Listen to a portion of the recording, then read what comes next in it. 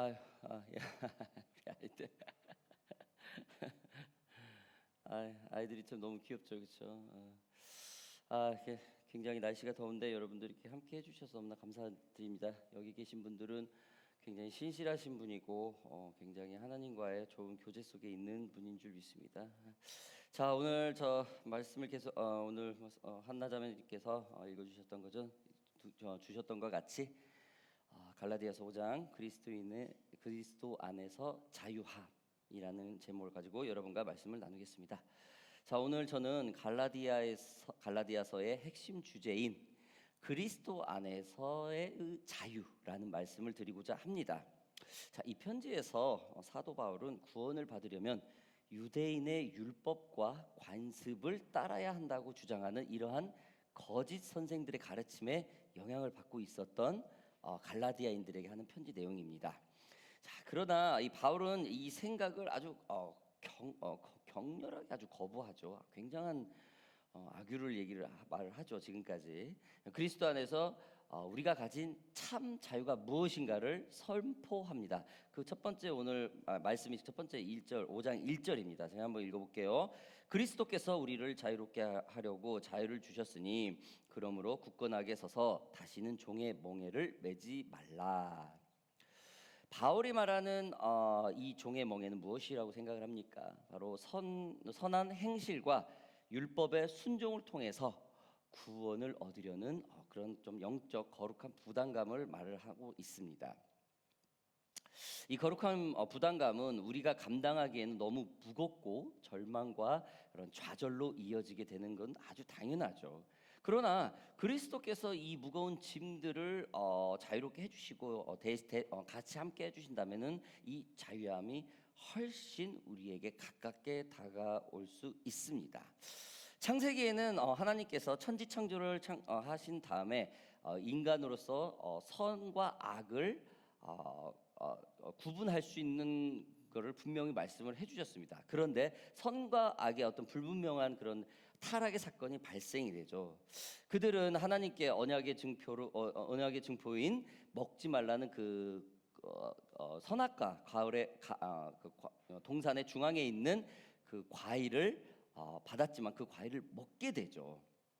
이후로 그들은 서로의 알몸을 보고 부끄러움인 동시 두려움까지 생겨나게 됩니다. 선악과를 먹은 그 타락 이유를 말하는 겁니다.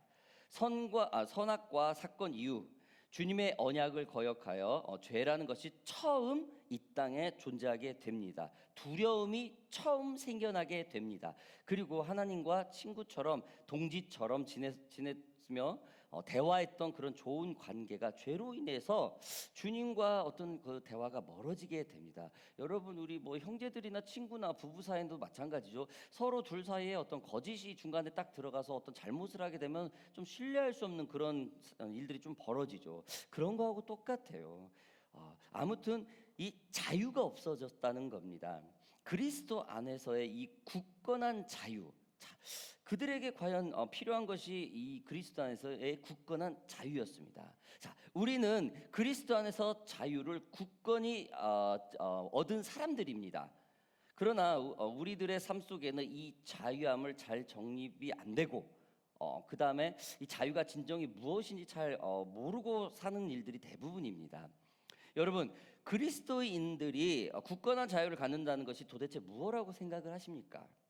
우리가 흔히 자유라고 하면은 막 어떤 데 가서 막 거침없는 발언과 어떤 와일드한 행동 이런 사람들을 보고 우리가 좀 기본적으로 자유하다, 와 자유롭게 산다 막 이렇게 생각을 하고 있죠.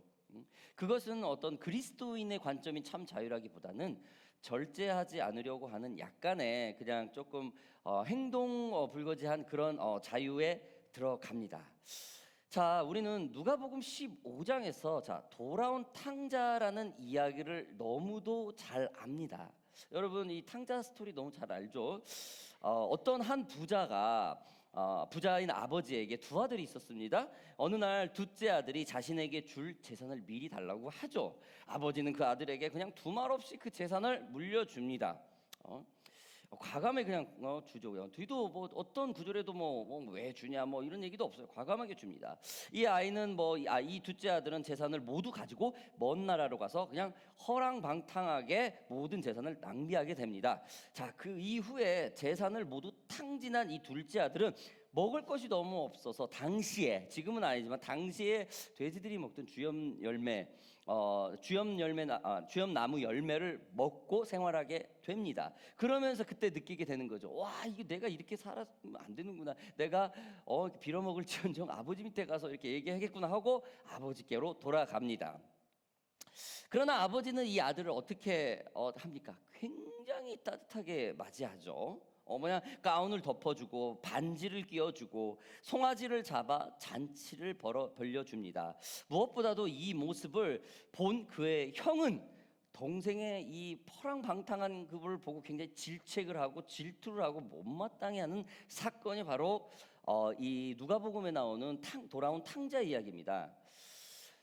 여러분 여기 그림 보시는 렘블란트의 돌아온 탕자라는 저 책이 있습니다. 저는 이제 이 렘블란트라는 사람이 화가라는 것을 저는 이제 이 그림으로써 굉장히 그 누가복음에 대한 이 돌아온 탕자에 대해서 어마어마한 묵상 속에서 그림을 그렸는데 아주 대걸작 중에 걸작입니다. 첫 번째로 이게 왜 걸작이냐면은 바로크 시대죠. 바로크 시대의 가장 거장 렘블란트 하면은 무조건 빛의 화가 뭐냐면은 다크 앤 라이트 뭐냐면은 흑백으로 빛과 어둠 두 가지로만 표현을 해가지고 나타낸 그림의 대가죠. 어두운 세상에서 빛을 통해 중요한 것들을 배열하는 화풍을 구사하는 것들을 그렇게 그림을 그리는 게 특징입니다. 이 그림에서 아버지의 얼굴은 그 빛의 진원지를 말을 합니다. 빛과 어두움을 모두 알고 있는 그런 아버지의 모습입니다. 아들을 안을 때의 밝은 모습, 그 다음에 한편으로는 이 자신의 그를 불순종을 했다는 그런 어떤 부분이 있습니다. 그러나 어두운 부분을 전혀 나타내지 않고 이 렘블란트라는 화가는 이 아버지를 환하게 밝은 모습을 더 크게 비춥니다. 어마어마한 하나님의 말씀에 묵상을 하면서 이 그림을 그려야 됐죠. 자, 두 손을 보면 어떨까요? 두 손은 어떻습니까? 또 두 손 또한 다른 표현을 합니다. 하나는 밝은 쪽은 여성의 손, 하나는 남성의 손. 즉 뭐냐? 사랑의 부드러운 여성의 손에 사랑의 손, 강한 남성의 손, 공의의 하나님. righteousness and love, love and righteousness, 공의의 하나님과 사랑의 하나님 두 가지를 표현을 하고 있죠. 자, 두 번째로 이 그림의 특징은 그 동생의 그 탕자의 벗겨진 신발입니다. 이 신발이 완전히 발에서 떨어져 나왔죠. 완전히 나와 있죠. 정말로 남루하기 이를 데 없는 발로서 그의 비참했던 그동안의 상황을 아주 이 그림 한 장으로, 이 발 모습 한 장으로 적나라하게 표현을 하고 있습니다. 그렇지만 한쪽은 어떻습니까? 신발을 신고 있어요. 한쪽은 벗겼고 무엇을 말합니까? 한쪽은 어떤 타락을 얘기하고 한쪽은 끝까지 하나님을 붙들고 있다. 나는 내 아버지의 아들이다라는 그 끈 하나만은 놓지 않는 그런 뜻입니다. 여러분 지금까지 세 번째로 아버지의 손을 우리가 좀 보겠습니다. 이 그림 분석가들은 아버지의 이 양손을 다르게 그렸다는 것을 또 주목합니다. 왼손은 가늘고 분명히 또 오른손은 아주 좀 넓적하게 그렇게 그렸죠. 그래서 왼쪽은 여성상 또 오른쪽은 남성상 다시 한번 이렇게 또 이렇게 빛과 어둠으로 이렇게 나누면서 하나님의 마음을 보이고 있죠. 자, 마지막으로 네 번째 탕자의 형의 모습입니다. 자, 어디를 봐서 탕자의 형인 줄 알까? 자, 아버지 빛에서 곧바로 반사되는 빛, 다른 엑스트라와는 달리 그가 장자임을 정확히 누가 봐도 그림이 조금 여긴 약하구나 알 수가 있죠.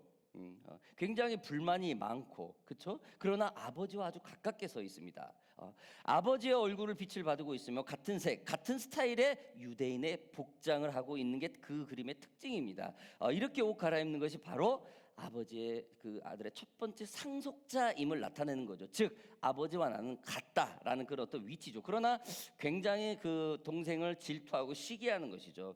여러분 누가복음 15장 29절 30절에 보면은 아버지께 대답하여 이르되 내가 여러 해 아버지를 섬겨 명을 어김이 없거늘 내게는 염소 새끼라도 주어 나와 내 벗으로 즐기게 하신 일이 없나이다.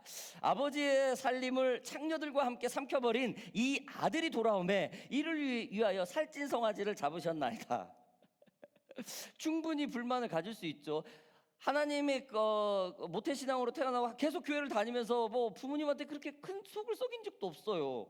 근데 교회 같은 데서나 어디 갔을 때도 봐봐요. 조금 막 좀 타락했던 사람, 중간에 왕년에 조금 했던 사람이 본어겐하고 리본한 사람들이 막 굉장히 곽강을 받고 있죠. 예. 그러니까 거기에 대한 질투 있는 건 당연한 거예요.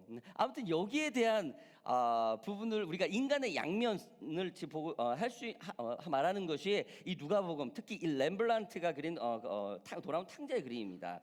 저는 이 렘블란트라는 화가가 있는지도 몰랐어요. 근데 저는 책을 읽으면서 수년 전에 책을 읽으면서 렘블란트라는 그 바르크 시대 때 화가를 알게 되었고 그가 어마어마한 묵상 속에서 이 그림을 그렸다는 사실을 알게 됐습니다.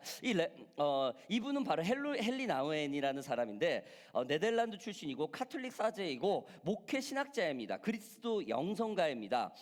이분은 렘블란트의 그림만을 보고 러시아 박물관에 있죠. 렘블란트의 그림을 보고 탕자의 귀향이라는 책을 저서했습니다. 저도 이 탕자의 귀향이라는 이 책을 읽고 렘블란트라는 인물을 알게 되었습니다. 그는 이 탕자의 사건을 보고 이렇게 표현을 합니다. 하나님은 기뻐하고 있습니다.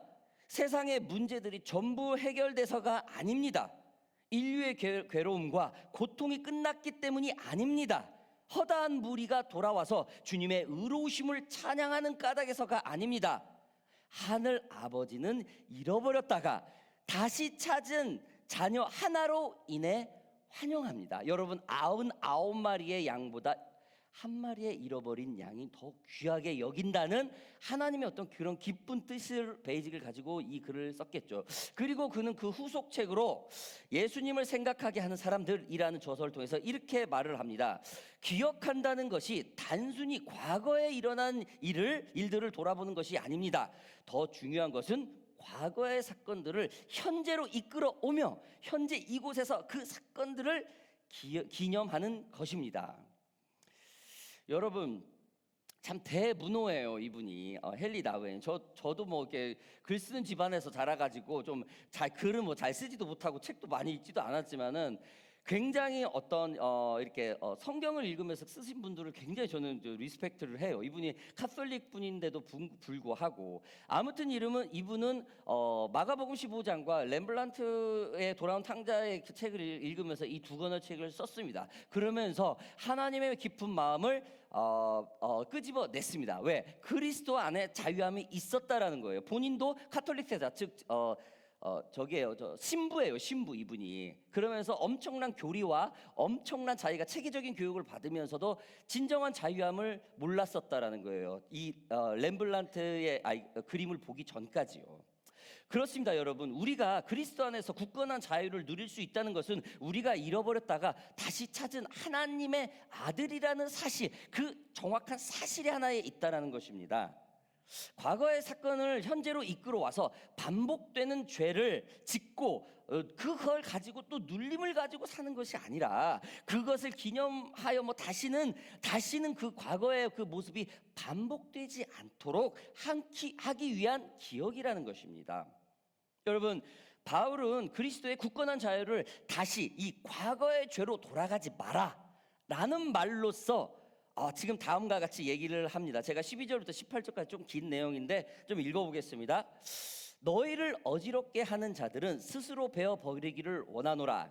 형제들아 너희가 자유를 위하여 부르심을 입었으나 그러나 그 자유로 육체의 기회를 삼지 말고 오직 사랑으로 서로 종로로 타라. 온 율법은 내 이웃 사랑하기를 내 자신같이 하라 하신 한 말씀에서 이루어졌나니 만일 서로 물고 먹으면 피차 멸망할까 조심하라. 내가 이르노니 너희는 성령을 따라 행하라. 그리하면 육체의 욕심을 이루지 아니하리라. 육체의 소욕은 성령을 거스르고 성령은 육체를 거스리나니 이 둘이 서로 대적하므로 너희가 원하는 것을 하지 못하게 하려 함이니라. 너희가 만일 성령의 인도하시는 바가 되면 율법 아래 있지 아니하리라. 아멘. 여러분, 바울은 그의 입을 통해서 계속 말이 이어지죠. 모든 것이 성령 안에서 행하라는 거예요. 저는 그리스도 합동 측에서 태어나서 자라서 교리문답을 받고 세례까지 받고 자랐어요. 하이델베르크 교리문답을 공부를 했었고요. 그러나 저희가 성령을 받아 소위 말해서 불 받은 것은 펜테코스탈 오순절 교회를 가가지고 불을 받았어요. 오순절하고 조금 틀리잖아요. 교리 부분도 말로만 듣던 뭐 이상한 음성이 들리고 막 그런 이상한 현상이 저에게 좀 체험이 있었어요. 그래서 그런데 여전히 이 성령 안에서 하나는 이 성령이라는 단어를 이 말씀 안에서 사용하기가 되게 무거웠었어요. 근데 이 앵글리칸에 와서는 앵글리칸 굉장히 보수 중에 보수잖아요. 완전 펀더멘털리예요. 여기서인데 과감하게 여기서도 성령의 자유함을 과감하게 얘기해요. 이런 거를 보고 굉장히 어떤 성령의 자유함이 다시 한번 정립이 되는 저는 그런 경험을 하게 되었습니다. 여러분, 지금 바울이 지금 이런 얘기를 하고 있는 거예요. 너희가 만일 성령의 인도하시는 바가 되면 율법 아래 있지 않다. 자유하다라는 거예요. 성령의 이끌리심 받는다는 것은 분명히 질서 안에서 뭔가 상대방에게 평강을 주고 자유함이 있다라는 겁니다. 성령 안에서 행하라. 율법은 눈에 보여지는 것만으로 제한되어집니다. 성령 안에서 행해지는 것은 갈라디아인들이 이미 성령을 알고 있었다라는 것입니다. 성부, 성자, 성령이 하나라는 것을 이미 다 받아들이고 인정을 하고 있었다라는 거예요. 성령을 따라 행함이란 육체의 욕심을 이루지 아니한다라는 뜻이기도 합니다. 반대로 율법이라는 것은 질서를 어지럽히고 사람의 욕심에만 집중되어 있다는 뜻이기도 합니다. 그럼 성령의 반대의 뜻을 가지고 있죠. 율법주의자는 하나님과 대면하는 것이 어떠한 지도자 한 사람에 의해서 다 이루어진다고 생각을 해요. 기도도 지도자에 의해서 받아야 되고 성령의 역사도 지도자에 의해서 받아야 되고 내가 기도하는 것도 이 지도자 밑에 가가지고 같이 기도를 해야 하나님은 그 기도를 받는다라는 어떤 그런 틀에 박힌 생각이라는 거예요. 이건 절대 자유롭지 못하다라는 겁니다. 여러분, 우리가 하나님의 아들이고 예수 그리스도를 구주로 받아들인 크리스찬이라면은 우리가 주님 앞에서 기도하고 말씀으로 스스로 겸비하고 단련할 줄 아는 그런 반응들이 있어야 될 것입니다. 여러분, 불과 500년 전만 해도 지금 우리가 하는 기도는 다 금지가 됐었어요. 기도는 100% 라틴어로 기도를 했었고 라틴어 한자도 읽을 수가 없었던 사람들은 전혀 기도를 할 수 없었어요. 그래서 반창을 하는 기도를 많이 따라했어요. 성경을 라틴어 번역 외에는 인정이 안 됐었어요. 그때는 15세기까지만 해도요.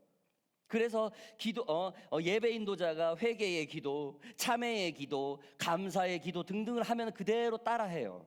지금도 그 잔재들이 많이 남아있죠. 참회의 기도 시간 뭐 이런 게 좀 많이 남아있죠. 아무튼 이게 바로 카톨릭 예배입니다. 제가 지금 이 자리가 카톨릭 예배를 비난하자는 게 아니고 예배가 처음에 이런 식이었다라는 걸 말씀드리고자 하는 거예요. 이러한 예배를 미사라고 그래. 미사, 우리가 영화에서도 보면 이렇게 쓰이고 있죠. 미사라고. 이 미사라는 말은 라틴어 마사이에서 나온 말입니다. 이게 영어로 번역이 되면 미사라는 뜻은 뭐냐? 보다라는 뜻이에요. 보다. 그래서 우리 어머니 아버지 세대들은 예배 보러 간다 그래요. 예배 보러 간다 그래요. 미사 보러 간다요. 카톨릭에서 나왔기 때문에. 근데 지금 요즘 세대는 아니죠. 예배하러 간다고 그래. 내가 예배하러 간다고 그래. 내가 하나님을 예배하러, 내가 하나님을 경배하러, 내가 하나님께 고백하러. 그렇죠? 여러분도 아시기 바랍니다. 아무튼 이 최근까지도 이 교회에 가서 예배를 보다라는 말들을 우리는 너무나 쉽게 들을 수가 있었죠. 이러한 상황 때 1517년 10월 31일 독일의 마틴 루터가, 이 사람도 카톨릭 사제였어요. 신부였어요. 이분이 종교개혁을 일으키게 됩니다. 그 당시 카톨릭은 많이 타락을 했죠. 헌금을 하면은 그 땅그랑 싸우는 쟁반 소리가 있어요. 그 땡그랑 하면과 동시에 자기 죄가 사해진다라고 교육을 해요. 그래가지고 면죄부라는 교육을 어마어마하게 시켜가지고 세금을 그 성금을 이렇게 합니다. 그리고 사람이 죽으면은 성경에 나와 있지도 않는 연옥이라는 데가 있어. 천국과 이 세상과 지옥, 세상, 천국인데 그 안에 연옥이라는 데가 있대요. 그래가지고 사람이 죽으면은 연옥에 잠깐 머무른대. 잠깐 중간 역에요. 그래가지고 가족들이나 누가 많이 중보기도를 하고 가족들이 헌금 많이 해주면은 이 연옥에서 천국으로 간다 라는 어떤 그런 잘못된 교리들이 어마어마하게 많았었어요. 그래서 이걸 다 고쳐야 된다라고 해가지고 1517년 10월 31일 날 이 마틴 루터가 97개 조항을 로만 카톨릭에 과감하게 도전을 하게 되죠. 이러한 만인 제사장서를 그리스도의 자유함을 주장을 했던 이 마틴 루터가 한 말이 있어요. 제가 그 말을 읽어보겠습니다. 우선 자유는 외적인 것에 의해서는 주어진 것이 아니며 그리스도인은 신앙에 의해서 의로워지고 따라서 신앙이 사람을 자유롭게 만든다. 자유란 혼이 자유이며 그것은 그리스도에 의해 죄를 용서받아 얻게 되기 때문이다. 혼에 있어서 필요한 것은 하나님의 말씀일 뿐이며 그것이 기록된 것, 즉 성서일 뿐이다. 여기에 그의 신앙뿐, 성서뿐이라는 입장이 명백해진다. 신앙이 자유를 부여하는 것이며 착한 행위와 공덕이 자유를 주는 것이 아니다. 선인이 착한 업으로 만드는 것이다. 또 이런 어떤 사람이든 그리스도인이면 하나님 앞에 서서 기구, 카톨릭 사제만 할 수 있는 거죠. 기구를 할 수 있다. 그런 의미에서 누구나 사제인 것이다. 그것도 또 어떤 사람이나 심부름꾼이나 봉사자임을 의미한다. 여기에 사랑을 바탕으로 이웃을 위해 살 책임이 주어진다. 마틴 루터 1517년 10월 31일. 여러분, 뭐냐면은 제가 지금 자유를 얘기하면서 처음으로 틀에 박혔던 종교개혁에서 리폼드 되었던 분의 지금 한 말을 지금 인용을 했어요. 여러분, 자유라는 것은 이깁니다. 지금 우리가 기도하고 찬양하고 이게 지금은 당연히 자연스럽지만 단 500년 조선 왕조가 막 시작될 때쯤에는 개인 기도라는 걸 인정이 안 됐었어요. 아무튼 여러분, 그리스도인의 참 자유라는 것은 내가 주님 앞에서 일대로 회개하고 기도하고 그리고 죄를 느끼고 반복되지 않게 한다는 그런 선택권이 있다라는 겁니다. 그렇다고 해서 구원 문제가 내가 있다라는 건 아닙니다. 아무튼 스스로 반응할 수 있다라는 거예요. 자, 베드로전서 2장 9절에는 이와 같은 말을 서포트를 합니다. 자, 읽어보겠습니다. 그러나 너희는 택한 족속이요 왕 같은 제사장이요 거룩한 나라요 그의 소유된 백성이니 이는 너희를 어두운 데서 불러내어 그의 기이한 빛에 들어가게 하신 이의 아름다운 덕을 선포하게 하려 하심이라. 아멘. 이런 말씀이 분명히 2000년 전에 있었는데도 1500년 15세기까지 이걸 모두 제한시켜 버렸다라는 거예요. 아무튼 여러분, 그리스도인의 자유라는 것은 하나님 앞에서 우리가 스스로 반응할 수 있는 그런 존재라는 사실을 여러분 믿으시기 바랍니다. 자, 여러분, 그리스도인의 신앙에 대해서 굳건하게 자유로워진다는 그 증거들이 있다면 과연 무엇이겠습니까? 자, 우리 말씀에 끝에 부분을 제가 한번 읽어보겠습니다. 22절부터 끝까지 한번 읽어볼게요. 오늘 본문 말씀의 끝입니다. 오직 성령의 열매는 사랑과 희락과 화평과 오래 참음과 자비와 양성과 충성과 온유와 절제니 이 같은 것을 금지할 법이 없느니라. 그리스도 예수의 사람들은 육체와 함께 그 정욕과 탐심을 십자가에 못 박았느니라. 만일 우리가 성령으로 살면 또한 성령으로 행할지니 헛된 영광을 구하며 서로 노엽게 하거나 서로 투기하지 말지니라. 아멘. 서로 좋게 하라는 거죠, 여러분. 그렇습니다, 여러분. 바울은 그리스도 안의 자유함의 그 증거가 바로 성령의 이 9가지 열매라고 해요. 여러분, 이 성령의 9가지 열매를 다 나타내는 사람은 글쎄요, 제가 지금까지 살면서 한 명도 못 봤어요.